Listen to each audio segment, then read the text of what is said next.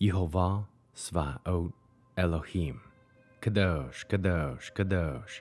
Please fill me and lead me and cover me and stir me and speak through me with your Ruach HaKodesh, that I may speak your written words with boldness and humility to those who listen. I ask all these things in Yeshua HaMashiach's name. Amen. We'll start with the Shema. Listen and obey. Children of Yehovah, pay careful attention and respond. Yehovah is our power and authority. Yehovah works in unity with himself, and you shall act upon your love to Yehovah with your power and authority, with your thoughts and mind, with your entire body, and with all the muchness that you have. Yod, Hey, Vav, Hey. Hand, behold, nail, behold. Malachi chapter 3. Look, I am sending my messenger to clear the way before me, and the Lord whom you seek will suddenly come to his temple. Yes, the messenger of the covenant, in whom you take such delight. Look, here he comes, says Yehovah Svaot. But who can endure the day when he comes? Who can stand when he appears? For he will be like a refiner's fire, like the soap maker's lye.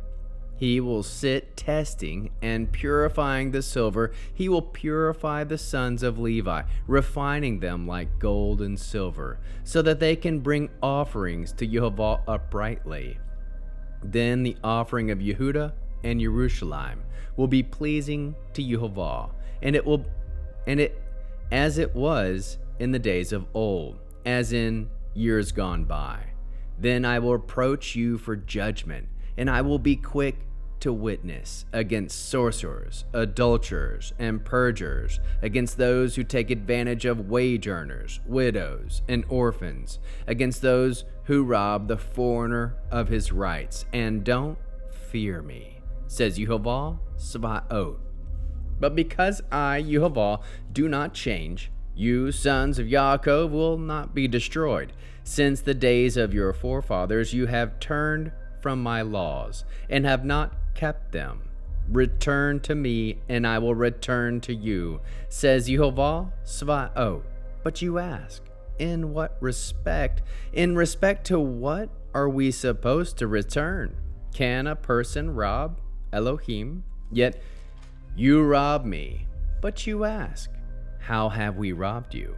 In tenths and voluntary contributions, a curse is on you, on your whole nation, because you rob me.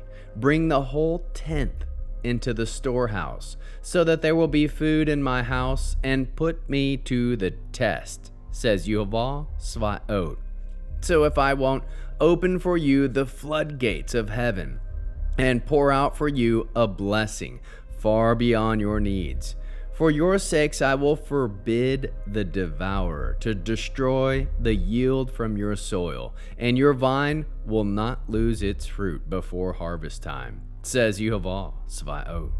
All nations will call you happy, for you will be a land of delight, says Yehovah Svaot. You have spoken strongly against me, says Yehovah. Yet you say, how have we spoken against you?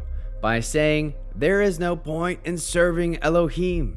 What good is it to obey his orders or to walk about as mourners before Yehovah Svaot? We consider the arrogant happy. Also, evildoers prosper. They put Elohim to the test. Nevertheless, they escape. Then those who feared Yehovah spoke together, and Yehovah listened and heard. A record book was written in his presence for those who feared Yehovah and had respect for his name. They will be mine, says Yehovah Svaot, on the day when I compose my own special treasure. I will spare them as a man spares his own son who serves him. Then once again you will see the difference between the righteous and the wicked, between the person who serves Elohim and the one who doesn't serve him.